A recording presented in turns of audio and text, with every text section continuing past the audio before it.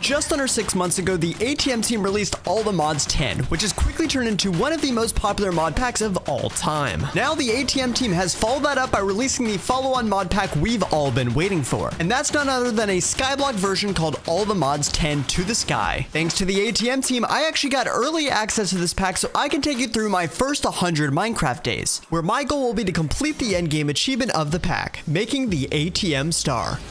This will require me to use all kinds of different mods, gather tons of resources, automate all kinds of machines, take on some pretty crazy bosses, and while I'm at it, hopefully provide some helpful tips and tricks for you guys as you start your TTS adventure. 100 Minecraft days is not a lot, and the pack launches in under 2 weeks, so I better not waste any more time and get straight into it.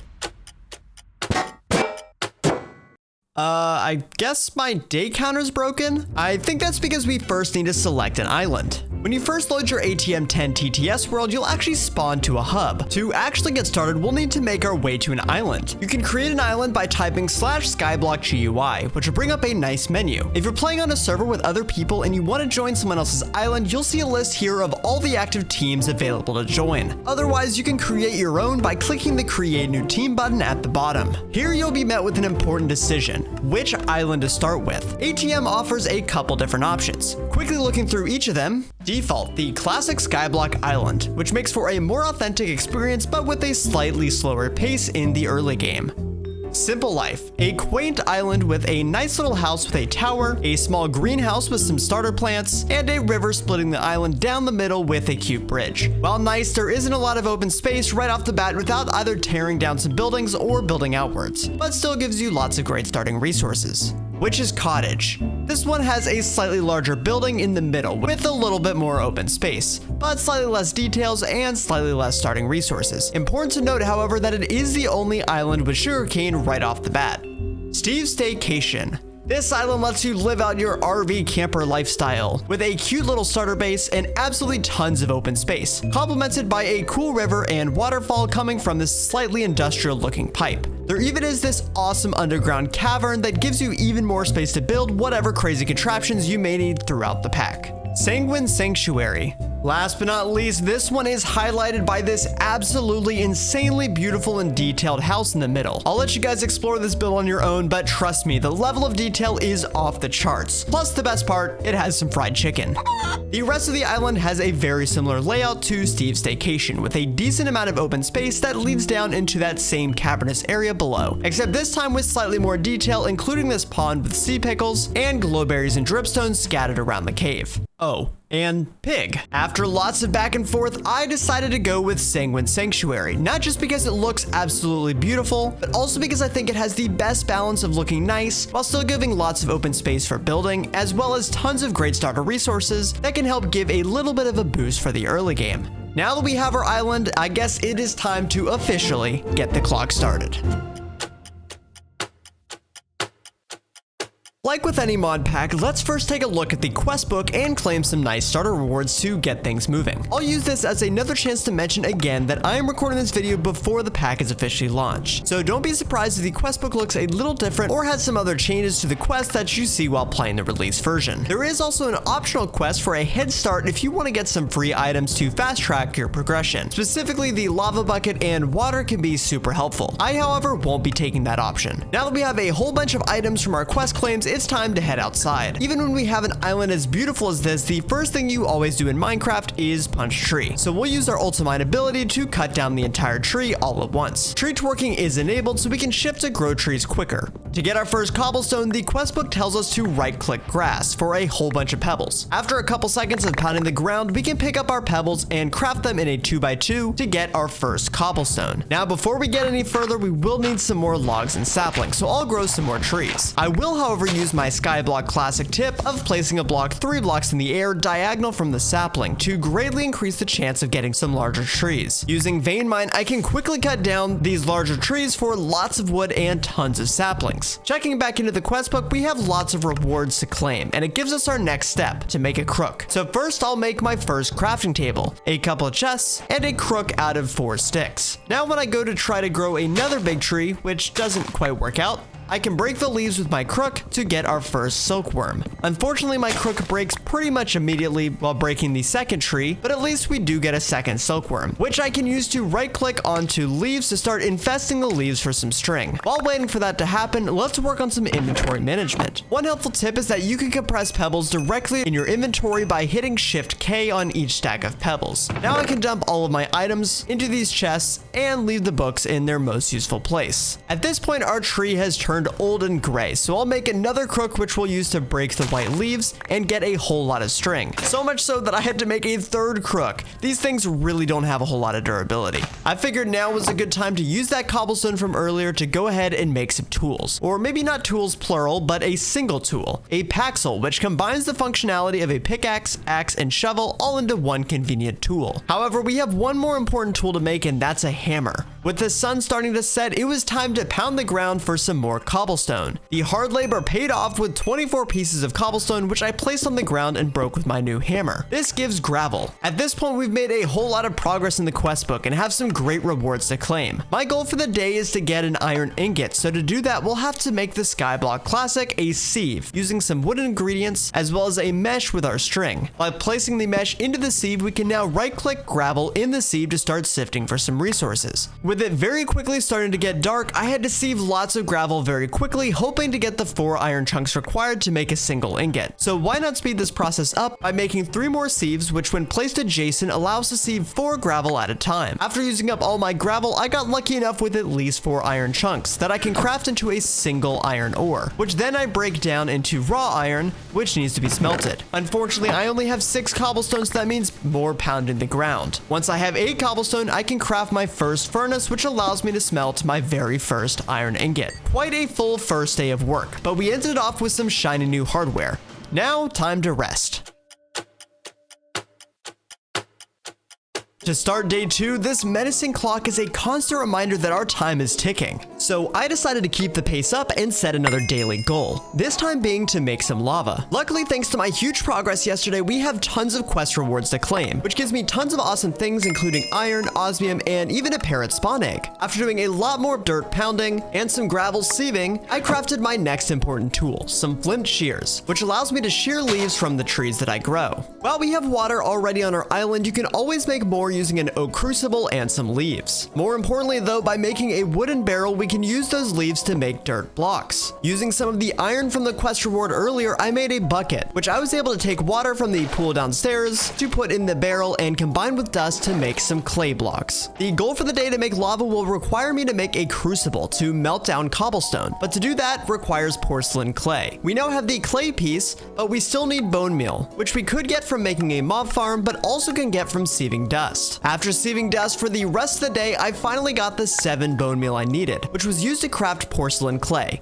and an unfired porcelain crucible, which when smelted makes a porcelain crucible. We'll need to heat the crucible, so I placed it on top of a torch and put in 4 pieces of cobblestone to achieve my goal and slowly start making lava. As I start day 3, I decided my next major goal was to automate cobblestone production, because punching the ground all day isn't exactly my idea of fun. To do that, we need to make the stone generator, which will use a bucket of lava and a bucket of water. Now we could craft this with porcelain buckets made out of clay, but I'm gonna need all the resources I can get, so I figured this was a good time to start sieving tons and tons of gravel, which ended up taking most of the day. But as the sun set, I got enough iron to make my second bucket, which I filled with water, and filled my other bucket with the lava I made in the crucible that previous night to make the stone block generator. Now, unlike the cobble generators in most packs, ATM 10 TTS adds a special generator block that actually generates multiple types of blocks depending on the 2 fluids adjacent, as well as the block placed underneath. JEI shows all the possible uses for this block, and there are some extremely useful ones that I'll definitely need to take advantage of later, like the options for netherrack and even endstone. But right now, we're just looking for the basic option, cobblestone, which is generated with just a bucket of water and lava on each side. This means I do need to get yet another bucket of lava started in the crucible. And while waiting for that stone to get melted down, I decided it was a good opportunity to use some new barrels and leaves to make more dirt, which I sifted to start getting some seeds. I got tons of good plants, but what I'm really after is mycelium seeds, which we'll need to make some witch water. After a little bit of luck, I finally got some mycelium seeds, which I used on the grass below one of the barrels. Now, anytime time I put water in this barrel, it'll slowly convert to witch water. I guess I had spent so much time making dirt and sifting that I kinda lost track of time, and as the sun rises, that brings us to day 4. It's day 4 and I'm still waiting for that second bucket of lava. So I made use of the time by cutting down some more trees and using the shears to harvest the leaves to make some extra dirt. Finally, the lava finished melting, which I put next to the block generator. Put a drawer on top, and major achievement get, infinite cobblestone. Now with all this cobblestone, it's time to kick our resource production into gear. First, I made an upgraded version of a hammer called the compressed hammer, which is just a 3x3 of hammers crafted together. This allows you to hammer down compressed cobblestone, which we now can make lots of with that new cobblestone generator. Unfortunately, you can't sift compressed gravel, but we can expand our sieve area even more by placing more sieves adjacent. And of course, since we have so much flint now, we can upgrade those string meshes straight to flint meshes for more drops. The quest book tells us that our next goal is to make a copper ore hammer to take raw ores and turn them into 2 dust. But this requires 2 blocks of copper to craft. So I'm instead going to focus on a slightly different task, the squeezer, which takes a block of iron and 1 ingot. After a whole bunch of cobblestone breaking and gravel sieving, I finally got the iron I needed to make a squeezer. Now this squeezer is great because it takes ores and gives a whole lot of raw ore back instead of just the one you get from smelting or breaking normally. And by using some armor stands stacked on top, we can even semi-automate this process pretty easily. First, I placed down the squeezer and then dropped 3 armor stands on the top of it. These armor stands simulate a player's weight and push the squeezer down. When you apply a redstone signal, it resets the machines, throwing the armor stands up in the air, which gives them enough momentum to fully push down the squeezer. I then put some copper ore in and was very quickly able to make an absolute insane amount of raw copper ore. We can increase the automation a little bit more by making a hopper and placing it facing the squeezer. Now this not only inserts the ores for me, but also helps to pick up those raw ores instead of shooting them out everywhere. I had once again worked through the night, but as day 5 started, I realized we were on the edge of some major resource progress. I sifted some more gravel and some more dust to get some vital resources, specifically redstone to finish off some automation. The redstone is important to make a timer, which I can now replace that pressure plate with to fully automate our squeezer setup. And of course, being the responsible redstoner I am, I gave it an on-off switch. Now I can dump tons of ores in the hopper and just let it run. At this point, I also have enough copper to make that copper ore hammer, which allows us to crank our resources to the next level, not just by doubling ores, but also doubling the raw versions as well, which means we can take a single ore in the squeezer and get somewhere between 2 to 8x, and then double that again with the ore hammer to get somewhere between 4 and 16 times the resources. I use the rest of the day to sift tons and tons of gravel and make a whole lot of resources, specifically iron, which I use to upgrade our flint meshes to iron meshes, which increases drop rates, but more importantly gives the first possibility to get diamonds. With 3 days straight of work, tons of resources, and most importantly my first diamond in my hand, I figured it was time to take a quick rest. As I started day 6, I was quickly realizing that storage was becoming a problem. But to kick the can down the road, I made some basic tier upgrades to convert my sieving resources chest into a sophisticated storage chest, which will allow for some stack upgrades later, but more importantly adds filtered input and export slots to make transferring specific items easier. And of course can upgrade the chest to iron and then gold tier to increase the base capacity pretty dramatically. Sticking on the upgrade path, it was also time to upgrade my furnace from the normal vanilla type to an iron furnace, and unfortunately was a couple gold short from upgrading to a gold furnace. And one more upgrade, it's time to move on from that stone paxel to an iron paxel. One thing I'll quickly need a whole lot of is lava, so I partially automated that process by using a hopper to input cobblestone into the crucible. Then it's back to sieving a whole bunch of gravel to start banking up some iron, which I'll need a whole lot of to start automating hammering and sieving. For day 7, the goal is clear. I want to make at least 1 auto hammerer and 1 auto sieve, which requires a whole bunch of crafting and a whole bunch of smelting dust. But with all that iron and a couple diamonds, I was able to accomplish that goal pretty quickly, making 1 of each. We'll definitely need more hammers and sieves to cover all the different sieve materials, but this is at least a good starting point. However, before either of those will be useful, I need some power. And because the first power generator will use lava, the more of it I can make, the better. And looking for an upgraded heat source would be great. There were some good options like uranium, which has a 20 times rate, fire, which is a 5 times rate, but the winner is the superheating element with a 60x melting rate. It does require 4 steel to make, which which normally would be a little more difficult to get, but luckily I came prepared for this moment and selected steel as one of my quest rewards previously. Now that I can make lava so quickly, I also need a larger capacity to store it. So I made a mechanism tank which can be filled up using a fluid pipe from the pipes mod. As the sun sets, I used my last little bit of daylight to craft the magmatic generator, which with that lava allowed me to make my first bit of power. Now that we have a whole bunch of pieces for resource automation, it's time to put all of it together. But there isn't a whole lot of space in my front yard and things are already getting pretty cramped. So the first thing was to start moving things downstairs into the cavern. The first piece is setting up that lava generator, except now using another fluid pipe to take lava out of the tank and input into our magmatic generator. Then the next step is setting up the auto hammerer. Unfortunately, these automation blocks from X Machinist have a specific side input-output requirement. So I decided to set up a buffer inventory at the output of the hammer, which feeds directly into a flux sieve. I also set up a more central cobblestone source since we don't only need cobblestone to make lava, but also need it to hammer gravel and eventually sand and dust. Each of these machines also needs power, so I made sure to set up some power energy pipes to each of the machines and exported the items from the below inventory into the end gold double chest from earlier, where I'll pump all the outputs from our system into. And the last step is moving the block generator down to our new setup to source all of the cobblestone, except now I've upgraded the block generator from stone to copper and now to iron to increase production speed. By day 8, I have fully automated all the resources from sieving gravel, albeit very slowly, but hey, I think that's an accomplishment that justifies a nice night of rest. For day 9, the next goal will be to do similar automations for sand and dust, but this time we'll need a whole lot of resources to get that done. So while waiting for some sifting and smelting, I decided to work on a side project by making some more dirt to work on a grass area outside our main island to hopefully spawn some passive mobs, specifically hoping for a cowl to make a backpack, and can use the grass seed we got earlier from sieving dirt to start spreading some grass on that platform. Then the rest of the day was spent sieving gravel in the remaining manual sieves to hopefully close the gap of resources needed for that next level of automation. And that officially brings me to double-digit Minecraft days. As if making it to 10 Minecraft days wasn't cause for celebration enough, I was happily surprised with a new friend on my island, a little armadillo, which we'll call Arlo. Arlo the armadillo.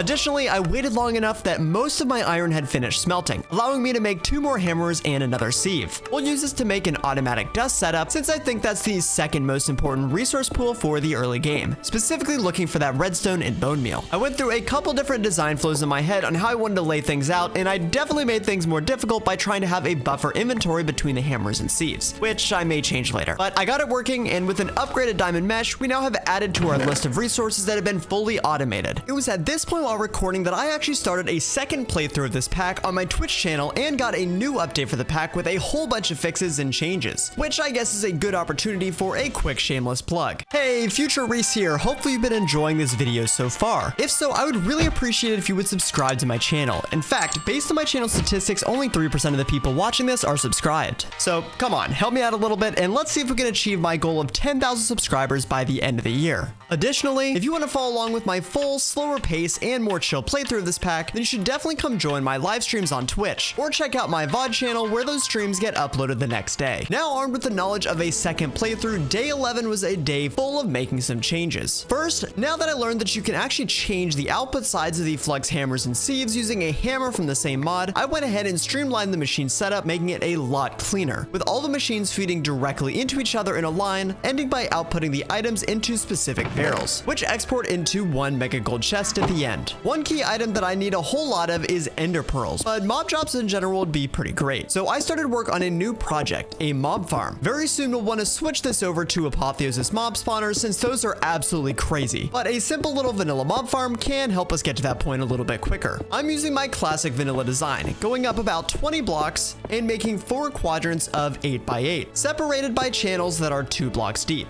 We'll temporarily use water in these channels, which will push the mobs towards the center to drop down. The downside is this won't work with endermen since they'll just teleport away as soon as they touch the water. But it'll get things working before making some conveyors, which I need some slime balls for. I also put down some trapdoors on the edges to trick mobs into walking on them and falling into the water. Then the last step is to build a wall 3 blocks up around the edges, and put a roof on it. To start day 13, the mob farm is working, but unfortunately it's working a little too well because I also forgot to put torches around the base of the farm, so I have some extra friends to deal with. And fitting for unlucky 13, I also had my first death from a very unfortunate and unnecessary creeper explosion. The mob farm is already working great and there are tons of mobs, which means tons of drops coming. So I placed another double gold chest to start storing them. The eventual goal is to make some diamond spikes to automate this process while still simulating player kills, but unfortunately I don't quite have the diamonds for that yet. In the meantime, I can make some bamboo spikes, but this needs bamboo. So I guess this is a good time to go ahead and get some dirt automation going. Trust me, this makes sense. Zycraft extractors are insane blocks that can generate all kinds of resources based on the blocks placed below it. So by placing a bone block, some stone, and 4 moss, I can make infinite moss stored in this drawer. Now I can feed that moss into a barrel, which will slowly start to make dirt. And by sieving that dirt, I was able to get my first piece of bamboo, as well as a whole bunch of other random stuff. And of course, 1 bamboo is all I need because 1 bamboo means many bamboo. And with many bamboo, I can finally craft those bamboo spikes, which I would go place on the spawner, but I forgot to place torches around the base again. So I decided to call it a night and let them despawn in the morning. To start day 14, I finally was able to get those spikes placed down, which will start taking out those mobs automatically. I'll need something to pick these items up, but the item I have in mind requires an ender pearl. So while I'm waiting for my first enderman to spawn, I figured it was a good time to switch gears and start solving my storage problem, which is very quickly starting to stress me out. And while I would love to make a run straight to AE2, I figured the more responsible thing to do was start with some integrated dynamics, which will require some mineral trees. Another thing I'll need is a crushing basin, which is super useful for making leather with rotten flesh, but more importantly, by crushing some mineral logs in a squeezer directly next to the basin, it'll fill up that basin with liquid mineral, which will eventually cool into mineral blocks that gives you 9 mineral shards each. These mineral shards are used for all types of things, like logic cables and variable cards. But unfortunately, to go any further, I need some slime, which we could get with milk, but unfortunately my grass platform isn't working out too great so far. But something that is working great is that mob farm, with tons of drops all over the place. But that too is going to become a problem since those items will eventually pile up and despawn. So luckily I took out this enderman escapee, which dropped an ender pearl that I could use to make an item collector that takes those drops and puts them directly in my loot chest. Now that I have a mob spawner and all kinds of gear, it's a good time to start leveling up in Apotheosis. You can enter the Apotheosis menu by hitting Control T, which shows all these different tiers with different requirements. And luckily, I've already done enough to get everything I need to move to the 2nd tier. So I went ahead and activated that to start getting some higher tier gear and gem drops. Unfortunately, I'm still missing a couple uncommon items for the next tier ascent. With my cow luck not going great so far, I decided to take a slightly different route to make a sticky piston with some rice, which I can make by combining rice into rice dough, which 4 of those combined with water makes 1 rice slime ball, which I can use to make that missing sticky piston to make both input and output variable transformers. With both of those transformers, I was able to craft a storage terminal, and the last piece I needed were some item interfaces. Now the time has finally come to at least partially fix my storage problem with something a little bit more condensed. So I placed down a couple double gold chests, which each get an item interface connected to them. Integrated dynamics works by allowing you to view all items in the network attached to these interfaces. And to avoid items getting spread out randomly and fragmenting my storage, I set increasing priorities on each of these chests so items will flow in and out of the chest from right to left to hopefully maximize the amount of storage this network has. Now with the terminal connected to those cables and some slight GUI tweaking, I have a searchable storage system with a crafting table, which is such a good feeling. But an even better feeling is dropping all of my random items into this storage system with ease. So it's time to cause a little bit of lag and break all of my chests upstairs and move all those items into my new central system downstairs. Now that my storage is downstairs, it also makes sense to move the rest of my frequently used setups into the cavern, like my furnace and my ore crusher. To start day 16, my sieving setup finally produced those last couple diamonds that I needed to make some diamond spikes, which I used to swap out the bamboo spikes. I also realized I was starting to get lots and lots of gear, most of it being the lowest Apotheosis tier, which I'm not really interested in using. So I set up a pipe with an advanced filter to start exporting some of this junk gear straight into a trash can. You can use NBT data filters to make a more general filter for Apotheosis gear. So I added a filter for both the common rarity and the uncommon rarity, which should trash all the Apotheosis stuff up to our current world tier, which is the blue gear. Additionally, I started adding some filters for the other non-Apotheosis gear, which I removed all the NBT data from so that it will automatically trash any gear of the type regardless of enchants, naming, or durability. invulnerability. As expected, because of the water in my mob farm, my island is slowly getting overrun by endermen. But this is actually a good thing because it means some opportunity for more ender pearls. I got enough to make 2 more key items, the first being an ender inhibitor and the second being a magnet. A magnet is of course great for making it easier for me to pick up items in a larger range, but the ender inhibitor is even more important for blocking endermen from teleporting away in its range, which means when endermen are taking damage from falling or from my spikes, instead of teleporting out of the trap, they will get stuck and give up those tasty ender pearls.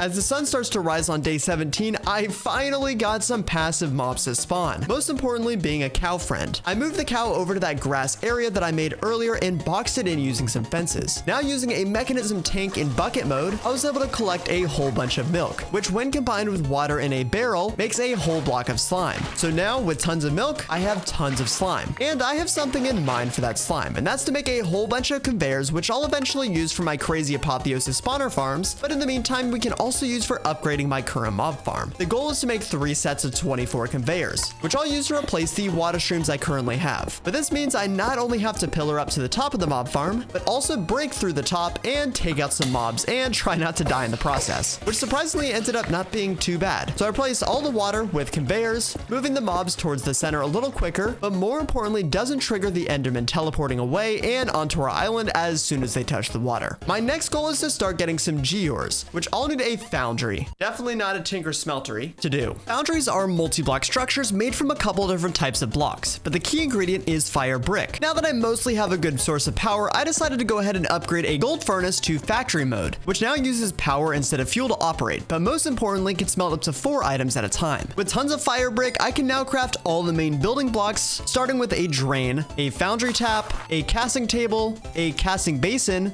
a foundry tank, and most importantly, a foundry controller. And one piece that is different from Tinker's, some liquid heating coils. Now to assemble the foundry, starting with a layer of those liquid coils on the bottom, then a mix of bricks and all of the other components with the faucets facing into a table and basin, and a whole lot of bricks to build it up. Now time to make my first couple of Geores, which you can make by pouring a bucket of a certain resource over some compressed sand. The first 4 that I'll make are the 4 items it seems I need the most of, and that's iron, gold, redstone, and quartz. Now to place these 4 Geores in a little plus, which will have an important purpose soon. On their own, these Geores grow super slowly, but luckily this pack has some different options to speed them up drastically. To fully automate Geores, I'll need to go down a couple different rabbit holes. The first being, it's time to get started with Just Dire Things, which hopefully you've already seen my most recent video I posted that does a full walkthrough of this insanely powerful mod. But I'm just starting small, needing some ferric core, which I can make with the tier 1 goo with some iron. It's also time to start getting into a little bit of AE2, where I'll need a charger to start making some charged Certus quartz. Then by throwing that charged quartz into water with redstone and quartz, makes an important AE2 ingredient, some fluix. Now with some fluix, I can craft a crystal growth accelerator, as well as a crystal resonance generator. With these 2 items, I can now greatly speed up those Geores by placing the accelerator in the middle of all the Geores, which is why I placed them the way that I did. The accelerator works by basically increasing the tick speed of any blocks adjacent to its 4 sides. Then we can power it using the crystal resonance generator, which provides just enough power to keep 1 accelerator running at a time. Now those Geores are growing crystals much quicker. Geores work very similar to how they did in FTB Skies 2, in that once crystals are fully grown, you can break them to get resource shards. Then you can smelt those shards to convert them into their associated resource, which means in just that short period of time, I was able to get all of these resources, which I can start smelting in my new powered furnace. Now that I'm getting tons and tons of crystals, this furnace is going to be getting a lot of use. So I went ahead and made a speed upgrade to convert things even quicker, except now it takes more power than I'm making with just my single lava generator. But luckily, the 4 resources I picked were tactical because I can use them to make 7 more lava generators, which when combined with our original will make an 8x generator that now makes 1280 RF per tick. Unfortunately, the generator isn't the only thing I need to upgrade because my currently energy pipes are pretty rough. So I went ahead and upgraded those to mechanism universal pipes that transfer much quicker and even have a nice little internal buffer for some more power storage. These new Geores are great, but breaking these crystals manually is a whole lot of work. So my next goal was to go ahead and automate that process as well using a Just Dire Things block breaker. Except because I want my block breaker to cover multiple blocks and we'll need a filter to only break fully grown crystals, we'll need the advanced breaker variant, which requires Celestigem, the 3rd tier in Just Dire Things. But first, I need to get to the 2nd tier, which will require some nether wart, which you can get by sieving soul sand. I could make soul sand with witch water, but you can do it in much bigger batches hatches using the create mod. To do that, I'll need some andesite casing, which I use to craft an encased fan. Powered by some water wheels, I set up the fan to pull air through some soul fire. Now when I throw sand down, it gets converted as a stack right into soul sand, which I went ahead and sieved and luckily got some nether wart. Now I can upgrade my Primo Gel Goo into the next tier, Blaze Bloom, which can make the tier 2 material Blaze Gold using some gold blocks.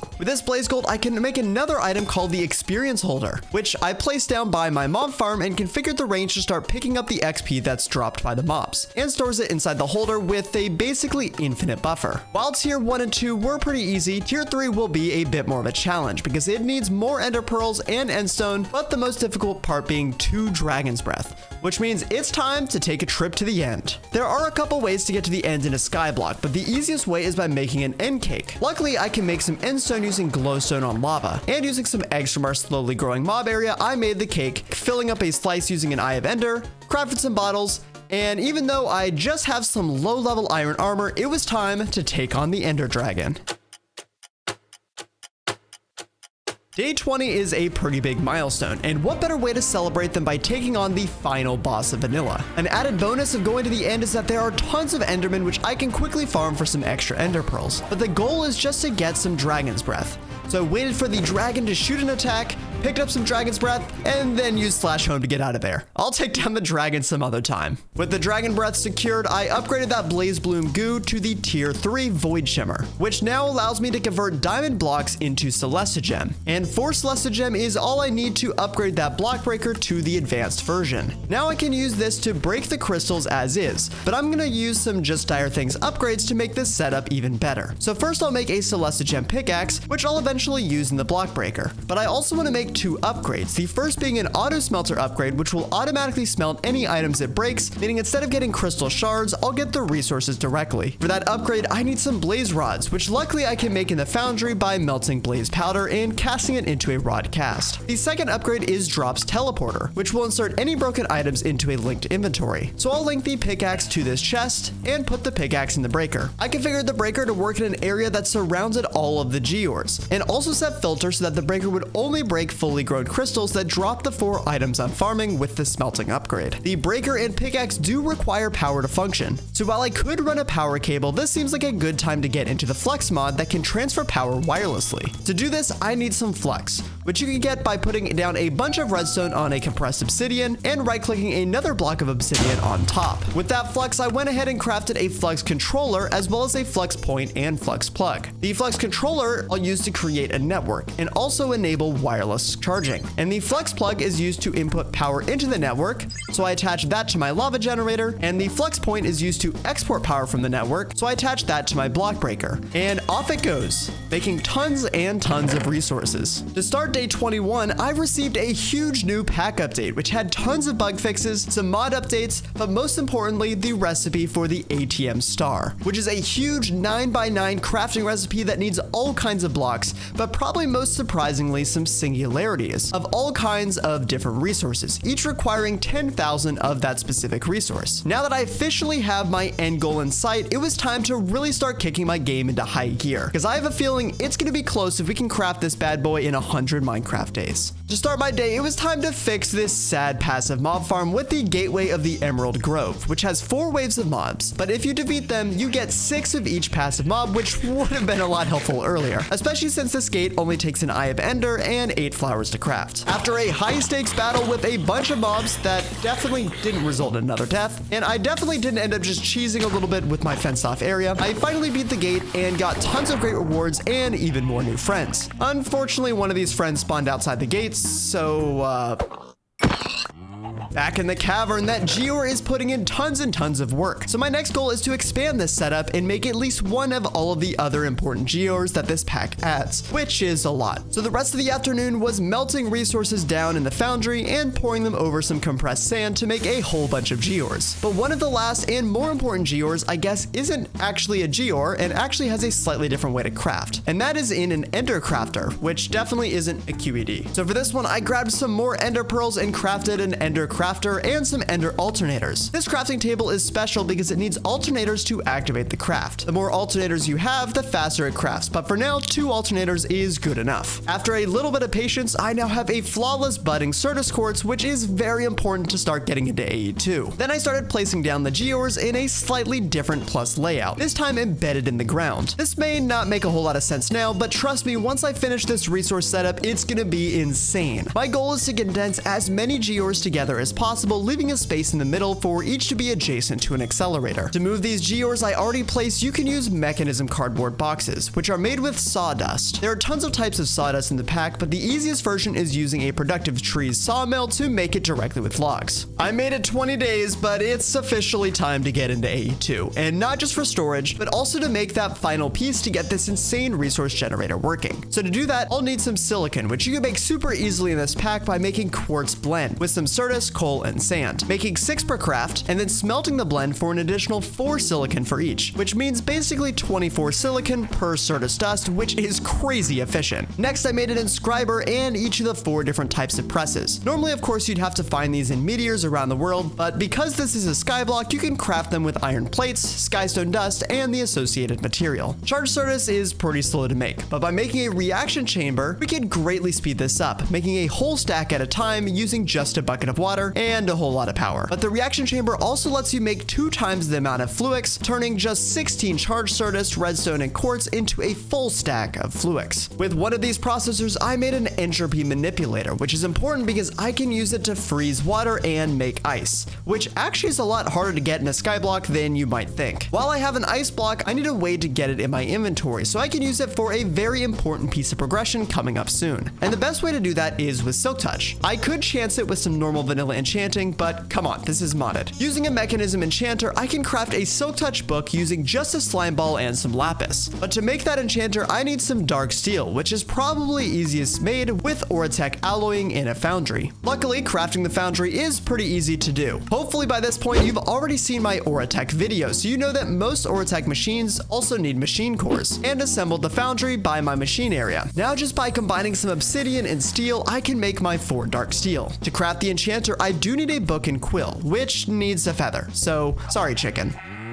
But that allows me to make my Silk Touch book, which I can put on my Paxel to officially pick up that ice. Now, the reason I'm making ice is because I need some blue ice, and normally it would take 81 ice to do that, but luckily Create has a recipe to convert ice to packed ice. So I made just a couple more ice, and converted that soul fire to water to now wash the ice in that fan we used earlier, and turn it into packed ice, which I then crafted into a blue ice. So why did I go down this rabbit hole? Well, for another nice extractor recipe that uses blue ice, lava, and soul soil to make blackstone. Blackstone is super important because we'll need that to sieve and get ancient debris. The compacting drawer is a big key to this setup because one of the main outputs of sieving blackstone is actually blackstone pebbles. So I can pump these pebbles back into the compacting drawer to basically make a nice feedback loop to make sure that we always have blackstone ready to sieve. Now, blackstone isn't just important for ancient debris, but it's also how you can make Allthemodium. So that's a large reason why getting the blackstone sieve set up early is going to be helpful later. While this setup will make ancient debris, my next goal is to make an ancient debris Geore, which I'll need 5 ancient debris for. So while waiting, I figured it was definitely a good time to make a backpack for some mobile storage, which thanks to all my resources, I could go ahead and upgrade all the way to the diamond tier. During that time, my 5 ancient debris finished, which I melted down in the foundry to go ahead and make another critical Geore. At this point, my resource storage has already started to overflow. So to temporarily solve that problem, I made some upgrades to convert that double chest to a gold chest. Now it's finally time to move those original 4 Geores into my new setup with the cardboard boxes I made earlier. And time to adjust that block breaker range to cover all the new Geore crystals, except this time I need to be a little more targeted in the range, careful to only select a range that covers the crystals and not any other blocks, especially the Geores. Because there are so many Geores now, I've run out of filter slots to whitelist each resource. So instead, I'm gonna have to switch to blacklist items that I don't want the breaker to break blocks if these items will drop. Luckily, crystals drop drop stone pebbles if you break them before they're finished growing. So I can add that to the blacklist, and Certus actually drops silicon because small crystals make Certus dust, which then our smelter upgrade turns into silicon. So now the block breaker will break all the different crystals only once they're fully grown. To make the upgraded growth accelerators, I'll need some more netherite, which we are still getting lots of from the Blackstone Sieve. And luckily we have some tools to make this conversion to netherite even better. First, by using an ore hammer to double the scrap I get from debris. And then I can use that Oritech foundry to make netherite 1-for-1 with a scrap and gold, as opposed to the vanilla recipe of 4-to-1. ATM 10 TTS adds a couple different growth accelerator upgrades. A boosted one, which is basically just a faster growth accelerator, but it also adds a directional growth accelerator, which is the one that I'll be crafting. This one makes Geore crystals grow pretty much instantly, but only on one face of the Geore, which explains my slightly weird layout. Unfortunately, they do take more power than that resonance generator can make, so I'll have to switch that over to use our normal power setup with some universal cables and a flux point.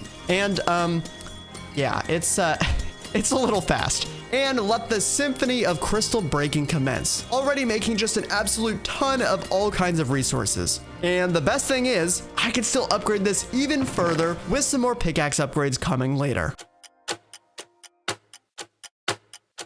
As the sun rises on the next morning, it is officially day 25, which means I am already a quarter into my 100 days. Luckily, I've already made a ton of solid progress, including a fully automated mob farm giving tons of drops, a small but functional central storage system, tons of power generation, and even some automatic sieving. This insane Geore production of 20 different materials, and most importantly, my little buddy Arlo. But by day 25, I also have compiled at least 9 Allthemodium nuggets, which means I can make my first Allthemodium ingot, which is a pretty nice milestone, but only the starting point for the crazy things this ATM pack has in store if I'm gonna make the ATM Star. One of my next goals is to make some Eclipse alloy gear, not just for creative flight with armor, but also for tools. But this requires getting to tier 4, which also requires some deep dark materials. Luckily, instead of having to go spawn and fight a warden, I can instead just sieve some crushed endstone, with the sieving setup similar to the Blackstone setup, except now using a purple block and endstone with an extractor. To completely max out this sieve setup, the last step is to upgrade those diamond meshes to netherite meshes, which like vanilla tools requires a netherite template. Normally we'd have to go and find those templates in a bastion, which I guess I could still technically do, but it's a little bit easier to just craft my first one with a little bit of apotheosis. The best way to get apotheosis materials is by breaking down unneeded apotheosis gear and gems. Luckily we have a mob farm that's producing tons of this stuff, but to break the stuff down into its base materials, I first need to make a salvaging table. But to do that, I need 2 gem dust. To make my first couple, I actually need to take some gems and drop an anvil on them to smash them down. Now I can take some unneeded gear from the mob farm and smash it in the salvaging table to not just get some of the original crafting ingredients back, but also a chance at some apotheosis materials like the luminous crystal shards from rare gear. Now after 2 more extractor setups for deep slate and netherrack, I am finally ready to craft a diamond template, which I can then turn into a netherite template, and then with the normal vanilla recipe, duplicate that template a couple of times, which I instantly use to do that final upgrade of the diamond mesh to netherite.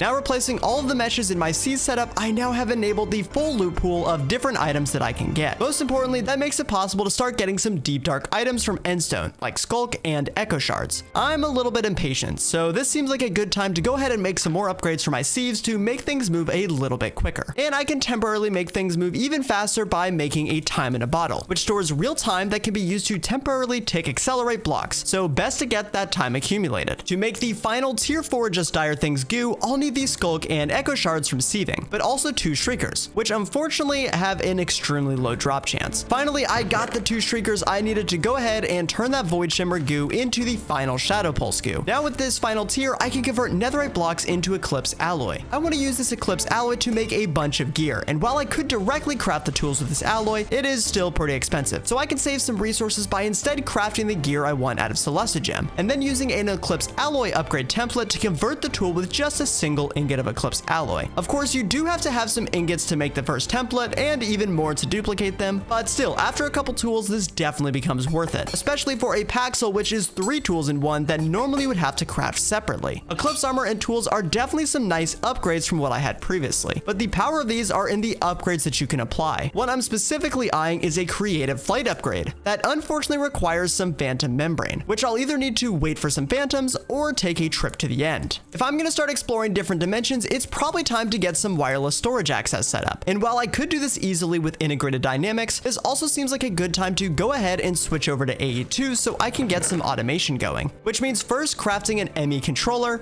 an ME drive, an ME terminal, and some drives, or actually one drive. My goal is to make a 64K ME disk drive, which will need 27 1K storage components that recursively craft down to my 64K ME storage component. Normally AE2 drives have slightly controversial type limits, and while types do have their uses at times, I'm just gonna be lazy and instead just make an ME disk drive that, while technically has less overall capacity than a type drive, doesn't have those type limits, working basically the exact same as a refined storage disk. I now have all the items I need to make a base AE system. Goodbye ID system, you were good while you lasted, but it's time to move to the digital age. Now that I have some nice storage, it's probably also time to work on a separate system for bulk storage, which I'll do using functional storage. The heart of any functional storage setup is a storage controller, which I'll actually place right next to my AE system because I can attach an ME storage bus to allow our AE system to interact directly with my eventual drawer system. And I set the priority of this bus to be higher so that items default to go in and out of the drawers as opposed to my drive. Controllers have a decent amount of range that you can wirelessly link drawers to using the linking tool, but I can expand this range much further to basically cover my entire base with just a couple of upgrades placed in the controller. Now, any drawer I have placed throughout my base can be linked to my storage controller and by proxy my AE2 system. My Geores resource chest is quickly getting very out of hand, so my goal is to make dedicated drawers for each of those resources, which needs some logs. So I spent the night cutting down some trees, where I was met with the most annoying sky rats, except this may be one of the only times in history that I'm actually happy to see some phantoms, because that means by taking them out, I can hopefully get some phantom membrane, which then I could use to make the Just Dire Things flight upgrade, which when applied to my chest plate in a smithing table, finally gives me creative flight, which is real nice. With creative flight and some peaked motivation as the sun rises, I decided it was time to go ahead and take out that Ender Dragon that we left behind in the end. This pack has a super important mod called Hostile Neural Networks that allows you to simulate mob drops. I'll use this a whole lot later, but for now my goal is to get a data model so that I can start my counter of dragon kills with this dragon to avoid an extra dragon fight later. So I need not only the model, but also a deep learner to hold that model and upgrade it. Now it's time for a slightly scuffed dragon fight full of some underpowered weapons. Once the dragon perched, I can use that data model from earlier, right-clicking it to save the dragon, and then put that in my deep learner to show that to develop this model, I need to kill 2 dragons. After a slightly painfully slow dragon fight, thanks to a bunch of under-enchanted gear, I finally was able to take out the dragon. Which also gives me a very important item, a dragon heart, which can only be obtained from taking out an ender dragon. After completing my mission and heading back to my base, I realized I had officially run out of time to fix my Geore storage situation, with items being thrown all over the ground because my chest had filled up. So I made a whole bunch of compacting drawers, which are great for storing metals, because you can put nuggets in and the compacting drawer will allow you to auto-convert between nuggets, ingots, and even the block form. So I put in all the different ingots from my Geore setup, as well as a couple simple compacting drawers for the gems that switch between the gem and block forms, and a couple regular drawers at the end for the non-compactable items like the ancient debris and coal shards. But before it's time to put it all together, I just got a very exciting message, so it's time to restart my pack just before starting up my next day.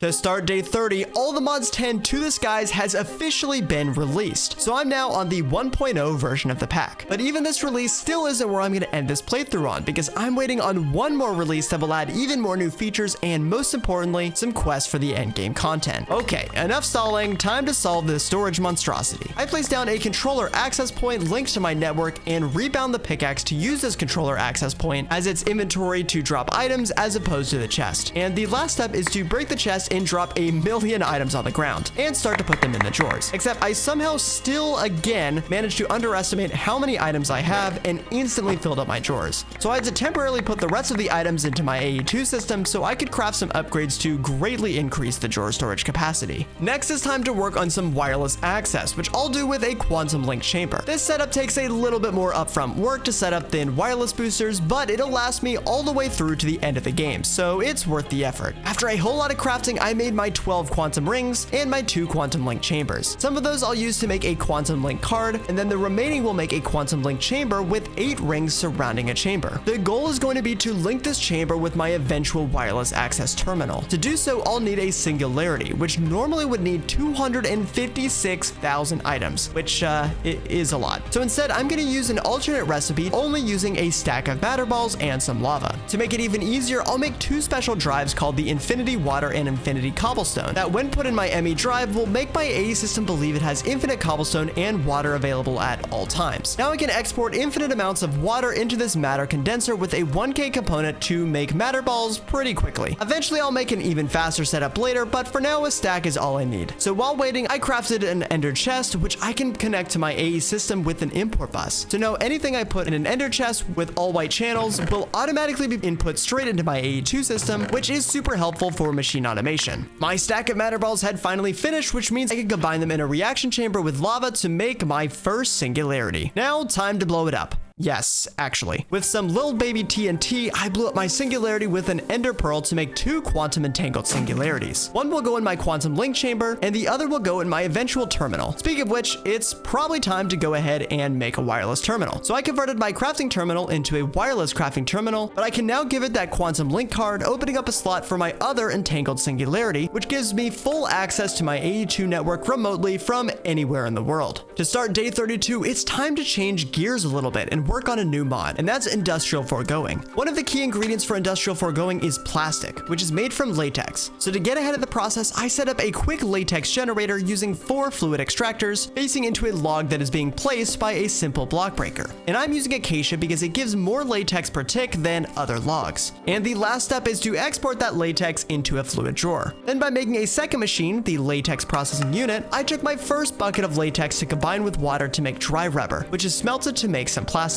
One of the first things I'll do with industrial foregoing is make a tree farm. So I made a couple more machines, a plant gatherer to cut the trees down, and a plant sower to replant the saplings. I placed the plant sower in the middle and the plant harvester up top. By default, these machines only have a range of 1 block, but I can make some add-ons to increase the range depending on the material I use. But this requires making another machine, which is probably the most important in the mod, and that's the dissolution chamber, which uses a mix of fluid plus some items to craft different items. I used some lapis to make 2 tier 2 range add-ons that add +2 to the radius of my machines. So now both of my machines have a range of 5x5 overlapping. Now as a tree grows, the gatherer will slowly cut them down. After finishing automatic logs, I was walking back to my base and randomly picked up some gear, which unfortunately means that my mob farm has started overflowing with tons and tons of stuff. And now is a good time to start automating that salvaging table from earlier. So I set up another pipe filter that now outputs items with all the different apotheosis rarities into the table, which means that I need to remove some of those filters that I set up to the trash can earlier. And I also set up a third pipe that exports items into a chest below that I'll filter to only pull out apotheosis gems so I can sort through and use those for my gear and tools later. Now, as great as my mob farm currently is, I think it's time to start setting up an apotheosis farm. That isn't just great because it spawns an absolute insane amount of mobs, but more importantly because it allows me to target specific mobs for specific drops, which means it's time for a little nether trip. My goal is to grab as many mob spawners as I can with cardboard boxes, which allows me to move them wherever I want, and then mob swap some specific mobs, which I'll need to create spawn eggs of that associated mob. So after a little bit of exploring and even a quick pit stop to make a gas data model, my mission was complete. And unfortunately, that also means it's time to tear down my starter mob farm. It served us well, but this apotheosis farm will make the sacrifice worth it. I'm heavily basing my mob farm design off the setup I made in my Twitch playthrough, with a goal to leave enough room for future expandability of different mobs throughout the rest of the pack. So I built out some walls, including a special little 5x5 area in the back, and then cleared out the floor to replace it with entity conveyors that pushes mobs to the front and to the center, where I made a mob masher to place in the middle that will take out all the mobs in the farm when given a redstone signal. Apotheosis allows you to add a whole bunch of modifiers to make spawners insanely overpowered. I may end up making a mod labs video about this mod at some point coming up soon, and I'll continue to upgrade these spawners as I get more resources. But the most critical one to start is with some chorus fruit, which makes it so the spawner only spawns mobs without AI, which means the blazes from the original spawner will easily fall down onto the conveyors and get taken out without flying around or setting things on fire. I also made some upgrades to the mob masher. First, 10 sharpness upgrades to make it do more damage, and second, 10 fortune upgrades to result in more drops. The next spawner upgrade is some more dripstone to lower the initial spawn health of the mobs from the spawner, some echo shards to add echoing, which multiplies the amount of drops an insane amount, some sugar to increase the rate of the spawner, a soul lantern to remove lighting conditions from the spawner to be active, and a comparator which allows me to turn on and off the spawner with redstone signals. This means I can use a redstone link on top of the spawner to add a lever on the outside of the farm to control each spawner independently. The next spawner I'm eyeing is a wither skeleton spawner, so using that mob swab from earlier, I can make some chicken feed with wither skeleton DNA, which when fed to a chicken will slightly make him explode, but also play a fun little song and most importantly give a spawn egg. And when placing a monster spawner, I can use that spawn egg to change the blaze spawner from the nether fortress to a wither skeleton spawner. Now I have a fully automated blaze and wither skeleton spawner that are already making a crazy amount of drops, especially some wither skeleton skulls. These will be super useful for my next plan, and that's to start taking out some withers. I also made some tinted glass from mob grinding utils, which is witherproof, so it makes it easy to spawn and take out the wither. Similar to the dragon fight, I want to go ahead and make a data model so I can eventually simulate withers without having to spawn them myself. For the withers, I need 6 kills to get to the first tier of model quality, which means unfortunately with my low quality sword, a whole lot of wither smacking. But once completed, I now have a basic wither model as well as a bunch of nether stars. The first 2 I'll use on my monster spawners to upgrade them and allow them to spawn mobs without requiring players to be in the area like normal. Now I still have that suspicious 5x5 dirt platform at the back of my mob farm. Mob grinding utils adds some dirt that spawns hostile mobs extremely quickly, especially with redstone pulses. So first I made some cursed chicken feed, which again requires sacrificing another chicken to make a rotten egg. Then that rotten egg can be used on dirt to convert a 5x5 area to dreadful dirt. And to move those mobs, I'll use a mob fan at the back with 2 fan width upgrades to push any mobs that spawn on the dirt right onto the conveyors and merge them with any mobs from my spawners. And to take this farm just one step further, I use some redstone cogs and a timer to spam the soil with redstone pulses, making the spawn rate go absolutely crazy. And like the responsible redstoner I am, I added a redstone lamp at the back, which allows me to turn on and off the dirt spawns from my control panel. My goal over the next couple days is to completely retool and upgrade my AE system, and this is made easier using extended AE. The main material I'll need first is Entro, which to start can be made by making an Entro seed and right-clicking on a Fluix block to turn it into a budding block. When placed with my directional accelerator, it will start to grow clusters, but unlike my Geores, the crystal will slowly deteriorate, and there isn't a flawless version like there is for Certus. My goal is to get 32 crystals, which didn't happen with my first Entro bud, but this did seem like a good opportunity to go ahead and enchant my pickaxe with Fortune 5, which I crafted by combining some Fortune 3 books made in the enchanter and anvil combining up to Fortune 5. Now this not only applies to my Entro crystals, but also to the rest of my Geores, which basically multiplies all of their outputs by close to 4 times. Once I have 32 Entro, I now have infinite Entro. Well, sort of. The intended way to automate Entro is with a crystal fixer constantly keeping your crystals charged up, but instead you can crush down some Entro crystals and combine 32 Entro dust and Fluix to make 64 Entro crystals, which means you can keep cycling through to double your Entro. And a nice tip, I always like to save 32 in my backpack as a backup for when I inevitably accidentally use up all my Entro. Now with Entro crystals and dust, I can go ahead and make some Entro ingots, which unlocks the ability to make the advanced AE machines. First, the crystal assembler, which is used to craft most of the rest of the machines and upgrades, as well as a circuit slicer, which makes crafting processors much easier by removing the requirements for specific presses, and instead takes blocks of resources to make circuits in batches. Then I can assemble all the circuits together in the crystal assembler to make batches of 4 at a time, which you can crank insanely quickly using acceleration cards. Now that I have some new machines, I guess it's time to get some autocrafting going. First by making my first CPU with another 64K storage component as well as a coprocessor. I won't go super deep in AE2 in this video, but if you're looking for some more information on this mod, you can check out my AE2 vs RS mod labs video from a couple weeks ago. To start making some patterns, I'll need a pattern encoding terminal, and then can use those in some pattern providers that I'll attach to some molecular assemblers. Now with all of these set up, I can officially do my first autocraft, which of course is making some more blank patterns. I have tons of recipes that I want to be able to autocraft, and my pattern providers started filling up pretty much instantly. So that's where extended AE comes in clutch, allowing me to craft extended pattern providers that have 4 times the storage for patterns. And I can also go ahead and make an extended molecular molecular assembler, which is basically 8 molecular assemblers in one, allowing for a whole lot of parallel crafting.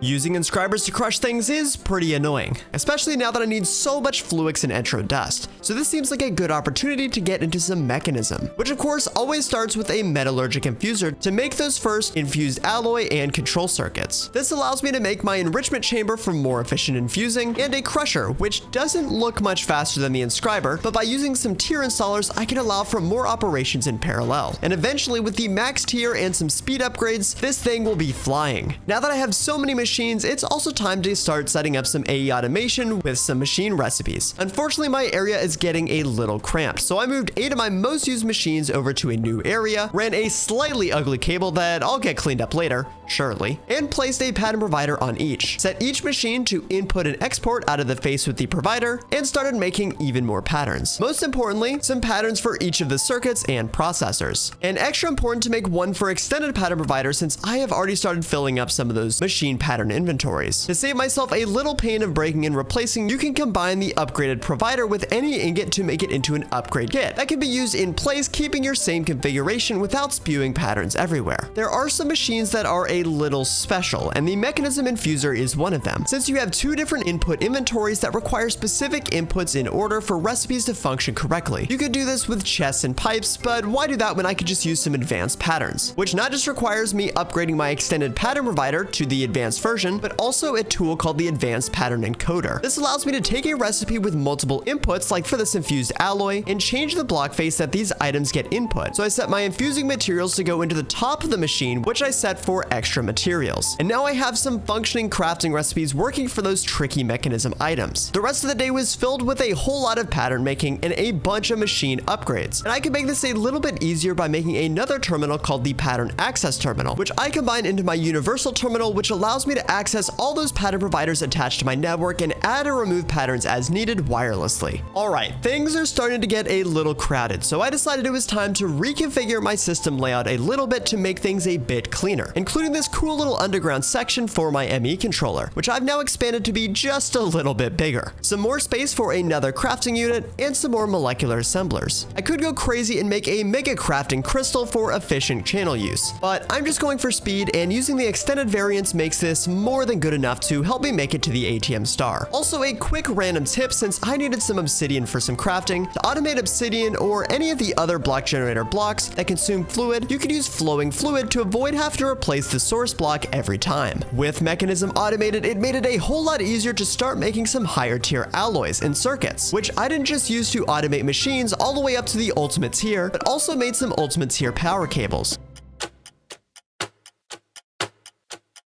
Now that I have some pretty solid infrastructure, it's time to start getting going with some more targeted progression towards the star. And as I do that, I'm gonna need a lot more space for some new mods and crazy setups. I could try and build some new islands, but instead Ars Novu has some awesome options to generate floating islands using the conjure terrain spells. But to use that, I'll need to get some basic source setup, which means first cutting down one of the archwood tree types, then making an imbuement chamber, which I'll set up to pull amethyst out of my storage system to slowly but passively make source gems. Now with some source gems, I'll still need some fluid source. Ars adds a lot of options to make source, but the easiest for me will be with the Vitalic source link, which I can set up next to my mob farm, and now as mobs get taken out, their essence will be converted to source and fill up the jars around it. Now it's time to pick which island I want to make. The first one I decided on is a cascading island, which when used on a ritual brazier and activated with some source nearby, starts to generate this super cool looking island with all kinds of coral and fish. The next island I wanted to make was a blazing island, which has pretty much the opposite vibe with some red trees and lava. Before starting my next goal, I actually still have a couple Geores left on my list that I never made previously, and I actually will need 2 of them coming up soon. So that means back to the foundry to make a uranium Geore, a black quartz Geore, which actually is an interesting one because it takes compressed red sand instead of normal sand. But luckily, making red sand is easy and can be done just by hammering some crushed netherrack. The third Geore was platinum, and the last uranite was a little special because like Certus quartz, the Geore recipe requires the ender crafter. Now with all 4 of these crafted, it was time to place down another directional accelerator and get them added to my farm area. So my big goal for the next couple of days is to not just make my first ingot of Vibranium, but actually to fully automate the process. The recipe for Vibranium is extremely interesting. First, it's also made in the ender crafter that I just used, but also requires a crystalline ingot, which is a pretty large crafting recipe requiring all types of vanilla valuables that I already have automated, but also one that I don't.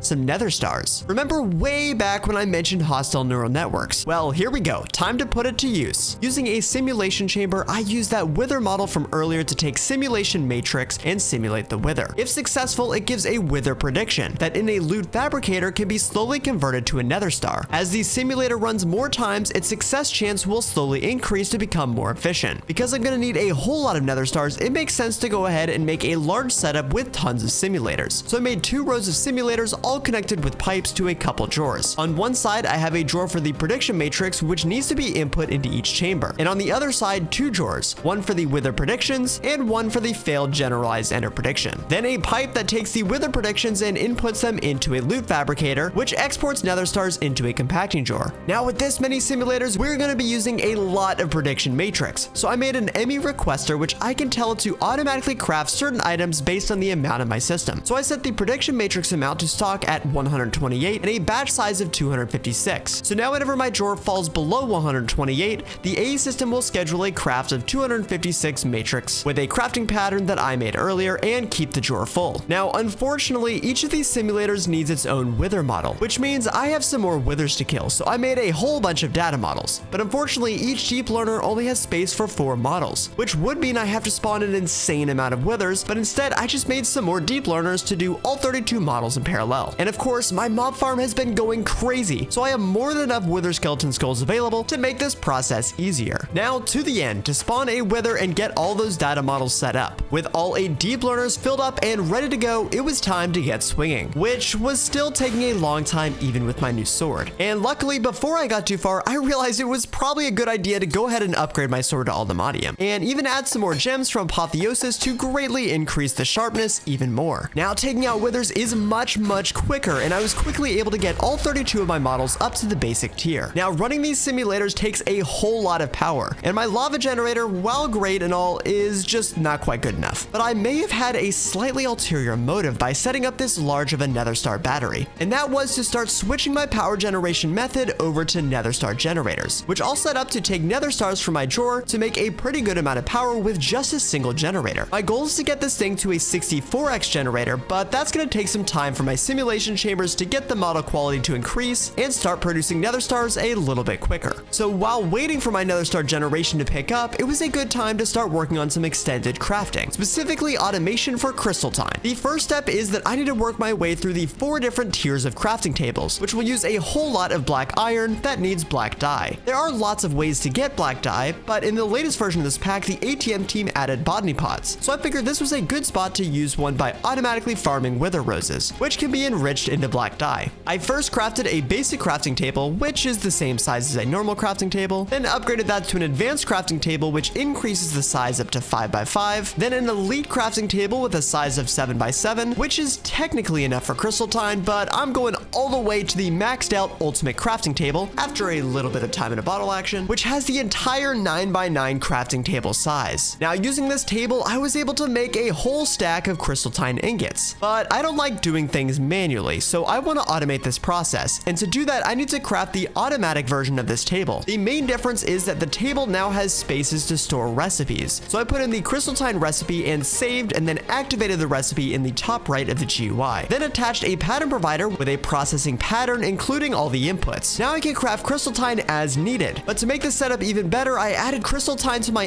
ME requester, which unfortunately I don't quite have enough nether stars to do yet, but once my system starts filling up, it'll get crafting. Now it's time to get working on Vibranium, which I'll use my cascading island for. Since the recipe for Vibranium requires crystal shards, instead of changing my resource setup, I decided it was easier to make a new mini Geore setup specific for Vibranium, which means I need some more directional accelerators and a Geore for each of the different resources. I'll set up 8 drawers, one for each of the Geore crystals, and the 8th being for crystal time that'll eventually be kept full with the ME requester. Now I can set up another advanced block breaker with another Celestigem pickaxe linked to a control solar access point, except the main difference from my other setup is that this pickaxe doesn't have smelter on it, so it will instead insert the crystals into the drawers instead of the resources themselves. Now I have all the resources needed to get crafting, but I'm still missing the table, so that means I need to go make another ender crafter, and because we are automating the system, I need to change it to the auto version. Even the auto version still takes ender alternators, and we want this thing to be fast, so I made a full stack of alternators. I could run a power cable to it, but I'm going to want as much clear space around the table as possible for alternators, so I instead can use the energy transmitter from Just Dire Things and change the range to cover the ender crafter so that it can transfer power wirelessly. Now I do have power figured out, but unfortunately I can't just pipe items directly into the crafter like I was hoping, because to autocraft, the crafter actually needs to pull items from an inventory above, and while I can input some items to this chest with pipes, which do make it to the ender crafter, the chest will eventually fill up and block other items, breaking this setup without any type of regulation. Industrial foregoing item transporters have just the capability that I'm looking for, which I can enable by clicking the regulation mode button, which allows me not just to whitelist specific items, but also a capacity of items. So now when active, the transporter will keep the chest full of just a stack of each item at a time, which will flow into the ender crafter. Ender alternators work in up to a 3-block radius from the crafter, so I'm going to place a whole bunch on the same layer and below, which starts crafting my first Vibranium. Now with some Vibranium, I can first upgrade my sword using a Vibranium template, as well as upgrade my best pickaxe for my mob farm all the way up, which is now extremely important because it brings me to the next tier of mining ability. So that means now it's time to go on a little mission to the end for my last ATM ingredient, and that's Unobtainium. At least as of recording, the only way to get Unobtainium is by finding the ore in the end, and that ore only spawns in the End Highlands biome. Unfortunately, you can't use something like the digital miner to find this stuff, but luckily because of some crazy terrain generation, it's actually relatively easy to spot out, and I need that Vibranium pickaxe to actually mine it. So I spent a little bit of time mining as much ore as I could find.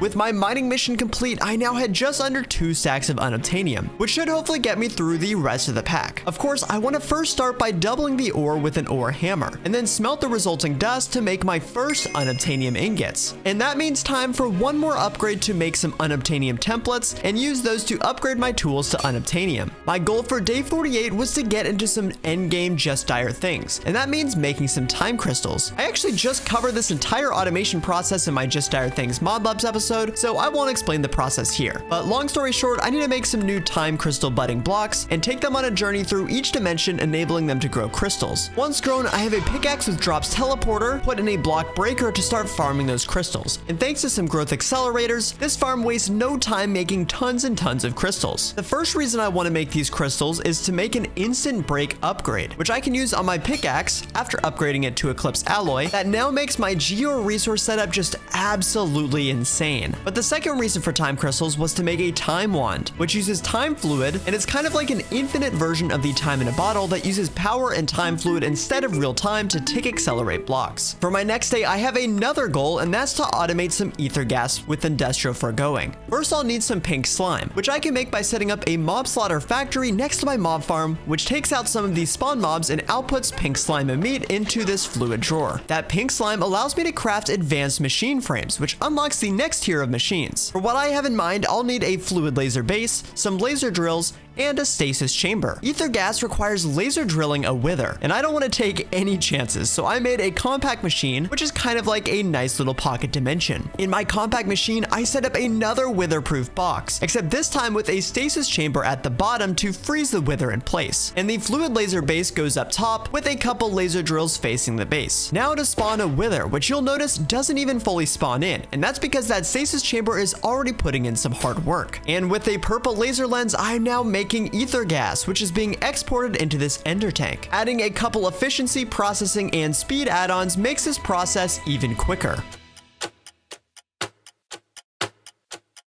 I've made it to day 50, and what better way to celebrate than by officially starting the ATM Star. I started by placing a new ultimate crafting table in one of the rooms in my house to start placing some items in the recipe. First, I have a couple of easy ingredients, the ATM materials that I already have a bunch of, starting with 7 Unobtainium blocks, then a smiley face of 7 Vibranium blocks, and lastly 19 blocks of Allthemodium. That already starts to build the shape of the star pretty nicely, but unfortunately it gets a lot harder very quickly. The next couple of items I want to target are some singularities. Remember back when I said that each singularity took 10,000 items? Well, the ATM devs like to make things difficult, and in the most recent update, the singularities now take 25,000 items each. But the good news is, my resource generation is insane, so this quantity increase really isn't that big of a deal. To make singularities, I'll need a whole new machine, the quantum compressor, which once given an ultimate catalyst, allows you to input the items and eventually make the singularity. To help make this process easier, I'll use a pattern provider and encode a recipe with the 25,000 iron that I need to make the singularity. And after hitting craft, waiting some time for the items to transfer, and waiting the craft time, I had my first singularity. Now, while making that first singularity wasn't too bad, it was a little slow, and I can use this as a good opportunity to make my AE2 Autocrafting a little bit quicker by adding some more coprocessors. More specifically, I can make some mega coprocessors that do require a new type called the accumulation processor that uses sky steel. But my AE2 Autocrafting infrastructure makes all of this extremely easy, just needing a couple new patterns in my existing machines. Now with my upgraded coprocessor, making the rest of the base singularities is much quicker, since more items can get transferred in parallel. And to make it even faster, I instead changed my pattern provider to output into a chest, and then using pipes with ultimate upgrades, I moved items extremely quickly into the compressor. I then went ahead and made the rest of the main singularities in the star, and placed them in the table, except there's one singularity left, and that's the ultimate singularity. The ultimate singularity is a crafting recipe that combines all of the previous singularities plus a bunch of other resources, most of which I already have, but also for alloys that there aren't direct Geores for. Now I could set up some Oritech foundries or other alloy smelters to start making this, but I'm actually going to hold off because I may have a little bit of insider intel that there will be an update coming soon that may make some of these alloys a little easier to mass craft. Now that I'm officially over the halfway point in this video, I want to go ahead and start any processes that I know are going to take some time, and one major time sink is going to be mechanism. The ATM Star requires 2 antimatter, which means I have to go through pretty much the entire mechanism progression line to get an SPS chamber. So that means I need another island, or actually 2 islands, since I'm going to need a whole lot of space. Having all of my mechanism machines already automated with AE2 makes this process a little bit easier, but regardless, I still need to set up some fully dedicated contraptions for a couple different fluids and gases. First, some evaporation chambers that turn water into brine, not exactly as exciting as wine, and brine into liquid lithium using solar panels. Then I can turn that liquid lithium into lithium dust. Next, HDPE automation, which I'm using another extractor making moss that goes into a crusher to make biofuel. Then I have water going into an electrolytic separator making oxygen and hydrogen. That goes into a PRC to make substrate and ethene, which goes into the last PRC combining oxygen and substrate to make HDPE. And then the last step is to add a pattern to make HDPE sheets in the enrichment chamber. And now it's time to get to the crazy stuff, and that's to start making fizzle fuel. I've actually done this setup a million times on my modded playthroughs, so if you're looking for a slower tutorial, definitely check out my VOD channel, which has tons of different series, of course including my full ATM 10 TTS Twitch playthrough. After a whole lot of work, I am now left with this clump of machines that looks like a mess, but actually takes water, uranium, sulfur, and fluorite to make fizzle fuel, which is an extremely important resource in mechanism. In fact, I'll need so much throughput of this stuff that I may even need to add more machines to this later to make more in parallel. But to start, fizzle fuel is the input resource to mechanism reactors. So guess what I'm working on next? That's right, it's reactor time. And I'm going big, not quite max size, but definitely a chunky boy, because I'll need lots of nuclear waste. After assembling my new reactor, I need to give it a couple IO ports. The first is for inputting fizzle fuel that I just automated. The second is for coolant, which I'll use water for. And because my reactor is so large, it's going to require so much water that mechanism pipes aren't even good enough. So it's the return of an old friend, integrated dynamics, where I can use the fluid importer and storage interfaces, as well as a variable card to set an insanely high transfer rate that will keep my reactor full at all times. Then on the other side, I need 2 output ports, one for the super important nuclear waste, and one for the coolant export where the water will be heated and turned into steam. You could take the steam and put it through a turbine to make power, but I'm happy with my nether star generator, so instead I'm just going to put all the steam straight into a fluid trash can. Now it's time to get my reactor running. There are a couple things that can cause a reactor to blow up, which I really want to avoid. So while my reactor can run at a burn rate of up to 288 millibuckets per tick, I'm instead going to just start small at 16 millibuckets per tick to make sure things are working, which also matches the current rate of my fizzle fuel production. Now with my reactor running, it looks like the temperatures are looking good, and I'm officially making nuclear waste. Nuclear waste is special though, because as you can see, it's not going into this chemical tank. And that's because nuclear waste is radioactive and needs a special radioactive waste barrel to store. That also means that if I break a cable or barrel and spill this waste anywhere, I can actually turn my island into a radioactive wasteland that will irradiate me and the the animals around. I could have done this whole thing in a compact machine to avoid any radioactive incidents, but I have a simpler solution, and that's just to not mess up. Now that I'm making a bunch of nuclear waste, I can process it in two different ways. The first option is plutonium, and the second being polonium. I can also turn these gases into pellets, which I'll need to make the SPS chamber, but that chamber needs a whole lot of blocks and pellets to craft. So while waiting for those to accumulate, it's time to start another process that will take some time to start gaining some traction, and that's mystical agriculture. The key to mystical agriculture is essence, which you can upgrade through a bunch of different tiers all the way up to insanium, which I'll need later not only directly for some of these star ingredients, but also to help craft some seeds for other resources soon. Now, I technically have one farm for the lowest tier, Inferium Essence, already, and that's my mob farm, which has some built up as a standard mob drop. But I also want to make something that's a little bit more targeted. There are lots of ways to farm this stuff, but I'm going to use the industrial forgoing hydroponic beds. I have a couple tools to make these beds function quicker. First, I can use some of the ether gas that I set up earlier to fully automate and instantly replant whatever seed I choose. Secondly, I can use some add-ons. I already have some of these automated with my dissolution chamber in AE2, but also this pack has an add-on mod that adds even more higher tier add-ons that go all the way up to tier 8. I can't quite craft that far yet, but I went ahead and made 2 sets of up to tier 4. The third is a simulated processor, which I can put in the hydroponic bed to start learning the plant, kind of similar to deep mob learning for mob drops. This will allow me to make a ton of essence later, but for now, I just wanted to start collecting data. Now, one of the other more grindy items in the ATM Star is the pulsating black hole, which requires some highly compressed blocks of different vanilla blocks. Some of these I can easily make using the Geores that I already set up, and some of the other ones I have covered either with cobblestone or by hammering cobblestone like gravel and sand. But for dirt, logs, and obsidian, I need a new method. I can take care of the first two with some extra MA seeds. So I made a couple new seeds, expanded my hydroponic bed farm with each seed with some dedicated drawers, some more simulators, and upgrades. Now, one slightly annoying thing about mystical agriculture in this pack is that the infusion stones to make each essence are type specific. So that means I need a separate stone for each essence tier. Because of that, my next goal is to rush to make the master infusion stone, which takes 4 insanium essence. But luckily, I already have enough inferium stored up to make it after a whole lot of crafting. Now, with the master infusion stone, I can convert any essence to the next tier with the same stone. And even better, it also has an infinite durability. To start day 57, I made a quick setup for automatically making matter balls and singularities, which uses an infinite cobble drive in an MEIO port and some storage buses on 2 different matter condensers. Now, I'll pretty much instantly use those singularities to make a new machine called the Quantum Crafter. Using this crafter, I can put some patterns for each essence into the machine and set some quantities for the crafter to keep in stock. Now, like the ME requester from earlier, the Quantum Crafter will craft items for me automatically, but instead this one does the crafting directly in the block, saving my CPU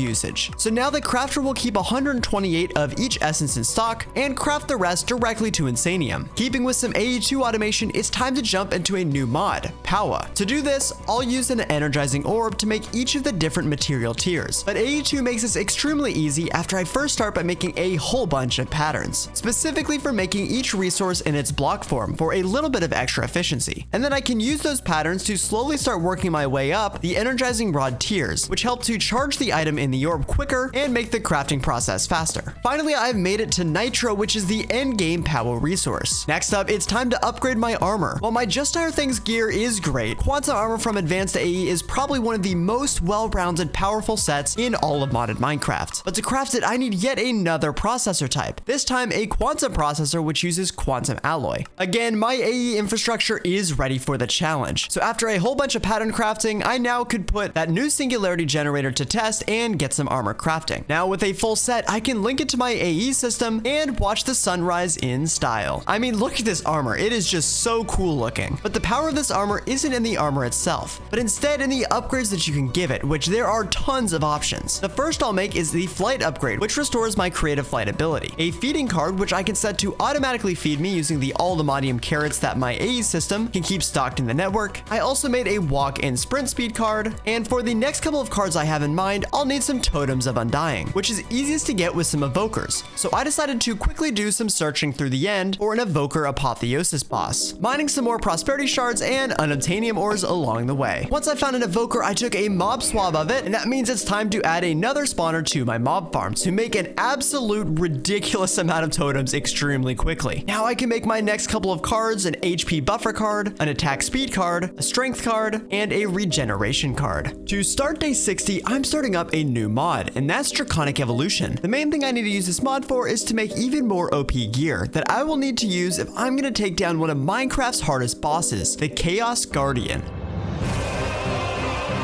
To start Draconic Evolution, it has some special crafting for some of its items that require injection crafters. So I'll start by making some of the lowest tier crafters, then make some Draconic cores, which good thing I have some Nether Stars automated. And now I can set each one of these up connected to power and use a crafting core in the middle a couple blocks away to start crafting items. The first thing I want to do is upgrade these to the next tier. I'll eventually automate this process with AE2 later, but the injectors have NBT data, which makes these specific recipes hard to automate. So I'll do this part manually. Now with my injectors upgraded to tier 2, it's time to jump to the next tier of resources, and that's Awakened Draconium, which uses the dragon heart I got earlier from taking out the Ender Dragon. Normally, the only way to make Awakened Draconium would be to do this process with more dragon hearts killing an Ender Dragon each time, but this pack has Mystical Agriculture, which of course means I'm spending my first 4 Awakened Draconium to make Awakened Draconium seeds, and the next couple are going to making a crux so that these seeds can grow, except the crux does require another dragon heart in its recipe, so that means back to the end to take out another dragon.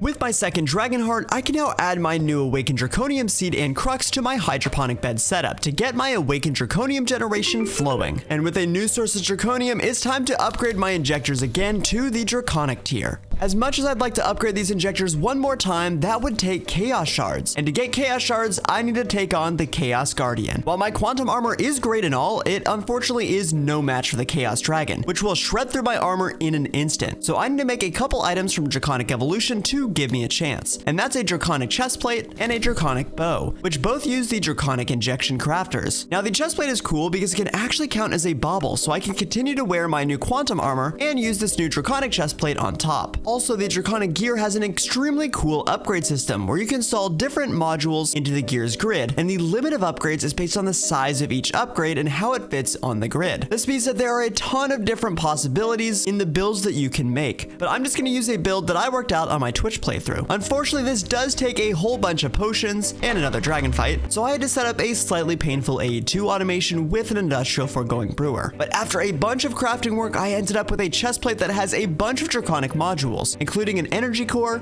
shield controller, 2 undying modules, 3 speed modules, 5 large shields, and 12 shield recovery. This build prioritizes the capacity of my shield, allowing me to take tons of hits before actually taking any damage, as well as high shield recovery so that shield can regen pretty quickly. And for my bow, I'm making an energy module and an extremely important immunity cancellation module, which will allow this bow to actually hit the Chaos Guardian. Just like Enderman, the Chaos Dragon cannot be hit by arrows, but this module will bypass that limitation. I also made 2 projectile accuracy, a projectile gravity compensation, 6 speed modules, auto fire module, 3 projectile damage, projectile penetration, and 4 projectile velocity modules. While this build doesn't do a crazy amount of single arrow damage, it does basically make an arrow minigun that activates just by holding right click. The last step to get ready for this fight is to affix all of my gear with Apotheosis, using all those Godforged pearls my mob farm has been generating, aiming to max out critical hit chance and damage, as well as increased health and armor percentage. Now after all that gear preparation, it's time to take on the Chaos Dragon. The first step to this fight is flying 10,000 blocks in any direction to find the Chaos Guardian lair. You'll know you're getting close once you start seeing some rings of endstone. Then by walking in the middle of this obsidian area, it's time to get the boss fight started. I won't show you this entire fight because, spoiler, it's a really long one. But what I will do is take you through the major stages and attacks. The first being when the dragon spawns, it has a shield. That means you can actually do 0 damage to it. First, I need to take out its healing pylons just like the Ender Dragon, except these pylons can't be taken out by arrows. So first, I'm clearing out the iron bars and waiting for the dragon to shoot some orange orbs that will do a whole lot of damage if they hit me, but they also weaken the pylons enough that when I shoot them now, they will blow up. The goal of the first stage is to destroy all of these pylons. But during that process, the dragon has two attacks. The first being a suck attack that will pull you towards the middle, while the dragon shoots tons of these orbs. This attack also disables flight and on occasion spawns withers that you'll have to take out. This one isn't that bad, especially if you keep running in a circle, but it does take a long time. The second attack is a deathly laser, which will completely shred through your armor and kill you in an instant if it hits, even with my new draconic gear. So best to just find a pillar and hide behind it until the laser ends. But the good news is this laser also damages the pylons, so best to hide behind pillars that still have active pylons so you can take those out at the same time. Finally, after taking out the final pylon, I've made it to the second phase. Now I can actually shoot the dragon and start taking out its shield. It'll still do the same two attacks from before, which it is still invulnerable during, but the rest of the time should be spent spamming the dragon with as many arrows as possible. Once getting through the shields, you'll finally get to the dragon's health bar, which you'll again keep spamming it with arrows. He'll do the same two attacks, except this time with a bit more frequency, and usually spawns some more withers along the way. But finally, after 2 whole Minecraft days of fighting, I took down my first Chaos Guardian. Now in the center where the dragon dies, you'll see a bunch of lightning strikes. Those strikes show you where to mine down, where you can find a huge chaos dragon egg, as well as the magical resource I did this whole process for, a giant chaos shard. Once broken with a pickaxe, it'll drop 5 chaos shards. And no need to fear, unlike the old versions of Draconic Evolution, breaking this crystal no longer triggers a massive world-eating explosion. Now back at the base, my newly acquired chaos shards allow me to upgrade those injectors to the next tier, chaotic. And that means I now have the ability to craft a couple items needed for the star. But unfortunately, with only 5 shards, I just barely don't have enough to make everything I need. So that means I have another chaos dragon to fight. So after lots of careful planning, I decided to only upgrade 8 injectors, which leaves me just enough left over to upgrade my draconic bow to a chaotic bow. Now with the chaos bow, I can add even more upgrades, specifically a whole bunch of damage modules, to make my next dragon fight a little easier. Speaking of which, it's time to head back to the end and fly another 10,000 blocks in a different direction. And time to fight Chaos Guardian number 2. Except this time, not only did I get a pretty randomly spawned battleground, but also the first phase of this fight is made a lot easier, because my new chaotic bow allows me to break the pylons just by shooting it directly instead of having to wait for the dragon to shoot it first. Honestly, this fight is probably the most scuffed Chaos Guardian fight I've ever done, because this terrain was wild, and even blocked some of the pylons. But at least my bow does do a good bit more of damage, and again, after a whole lot of shooting, I finally took down my second and final Chaos Guardian for this playthrough.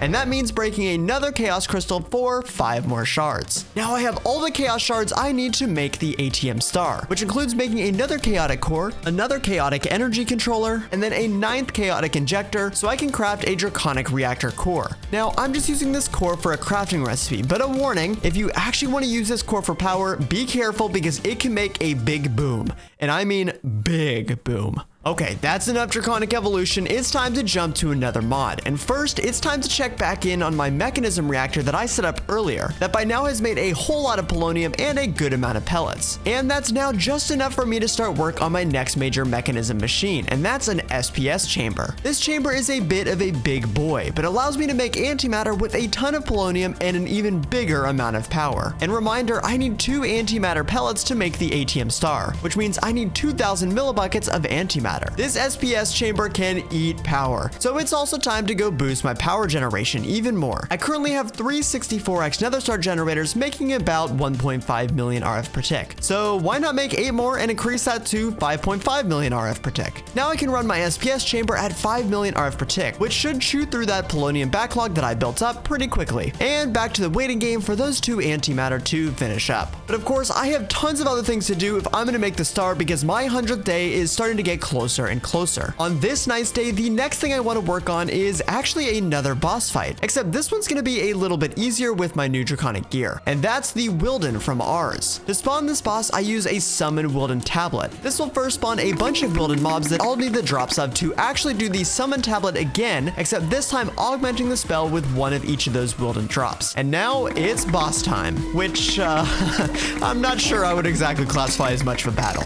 but I got my Wilden tribute nonetheless, Geores, which I can use in an enchanting apparatus pulling source from my mob farm to make the focus of summoning. Now looking at my next star ingredient, the Dragon Soul, with all my work in Draconic Evolution and Rs, I'm actually pretty close to crafting it. I am missing an Ender Star, which is an easy craft, but I'm also missing an empty soul gem from Occultism and a inactive dragon egg, which will require some bees. So my next goal was to knock both of those out, starting with Occultism. Occultism is based around making multi-block rituals, so I'm gonna need some more space, which means it's new island time. If I was going all the way through Occultism, I would need 4 different 16 by 16 spaces. I won't quite be going that far, but might as well give myself some space anyways. Which means time to set some fruit on fire, eat some fruit to cut down some fancy trees, make some chalk, draw a silly little picture on the ground, and even spawned a little friend to make some purple chalk, which I'll need to make the next ritual to make some research fragment dust, required to make some lime chalk, so that I can draw my final ritual and make a soul gem. And for the last item of the Dragon Soul, it's bee time. But that means I don't just need the space, but also my first couple of bees. So I spawned a flourishing island full of some nice lush plants, and put a little glass dome in the middle using a builder to help keep my bees from flying off. And to get those first couple of bees, it's time to pull out some vanilla knowledge, because I didn't just pick this flourishing island because it looks cool, but also because it changes the biome to a mangrove swamp. So if I grow enough birch trees next to a flower, I will eventually get lucky and get a beehive with some bee friends, which then I can move inside my bee dome and use the time wand to get a couple honeycomb. So I can now make myself an advanced beehive. Eventually I'll want to make a very important simulator upgrade, but while waiting for the honeycomb, I took a quick trip to the end to spawn a couple draconic bees using an obsidian nest. Now with enough honeycomb, I made my first simulator upgrade, which makes getting my second simulator much easier with the time wand. Then it's time to get those new draconic bees set up with a new home. To actually get the inactive dragon egg I'm looking for, I'll need to make a centrifuge, which can convert these draconic comb into dust. So now with a simple little pipe setup and a whole lot of time wand action, I was able to get the draconic chunks I needed to make an inactive dragon egg, which means just before day 75, I was able to make my next major ATM Star item, the Dragon Soul. With just 25 days left to make the ATM Star, I'm starting to run out of time to make some of the more grindy items. So to make sure I have no shortage of materials, I started by adding a couple more Geores for iron, redstone, and gold, which I will need just for some more singularities, but also the pulsating black hole and a whole bunch of alloys. Then I also added some boosted growth accelerators to my Geore setup, making it run even quicker. As long as each crystal is only attached to one of each type of accelerator, they will both work in parallel. But if any Geore has 2 of the same type, then both accelerators will be disabled. And now to keep up with the even faster growth speed, I'm adding another block breaker with the same config to max this farm out. Now that I've done that, I guess I should also get those alloys going, because I will need a full 25,000 of steel, invar, electrum, and bronze. And while I already have some AE2 recipes set up to use mechanism for steel and bronze, I'll need some recipes for invar and electrum, both of which I'll use a dust crafting recipe, because for invar it's pretty much my only option, and for electrum it takes half the materials than the ingot recipe uses. So now it's time to start 4 25k crafting requests, and get that time wand working. While waiting for those to finish up, I guess I should multitask and work on something else. Outside of singularities, I have 6 more items to craft that take a large array of items from different mods. The next one I'll look at is the Wither's Compass. Most of the required items are things I've actually already done before, like the Wither Builder, which takes a Supreme Machine Frame, which requires ether gas that I already set up, some Wither Prediction, which I definitely have tons of,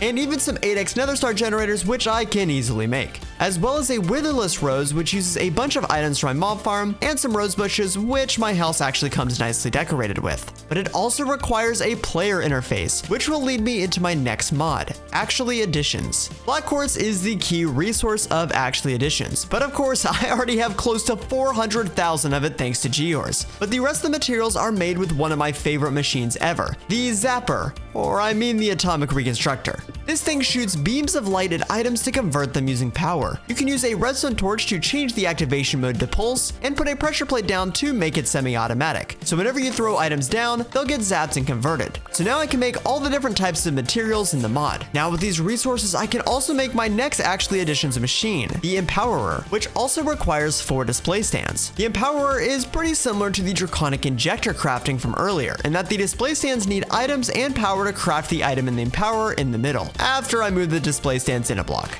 For the player interface I'm trying to make, I'll need some empowered diamantine crystals. I could do these one at a time, but it's definitely more time efficient to make them in block form. After some zapping and some crafting, I now had everything I needed to make my next star ingredient, the Wither's Compass. My alloy crafting has finally finished. So that means I have all the resources I need to craft the ultimate Singularity. To avoid some manual crafting pain, I made an encoded recipe that includes all the different resource singularities and temporarily switched my crystalline setup over to a new recipe so I could get my AE Autocrafters going. Luckily, because I set up my quantum compressor to use pipes as inputs instead of the pattern providers, this process is much quicker. But regardless, this is about to be a lot of items, so enjoy this montage of tons of items getting compressed and some pretty colors.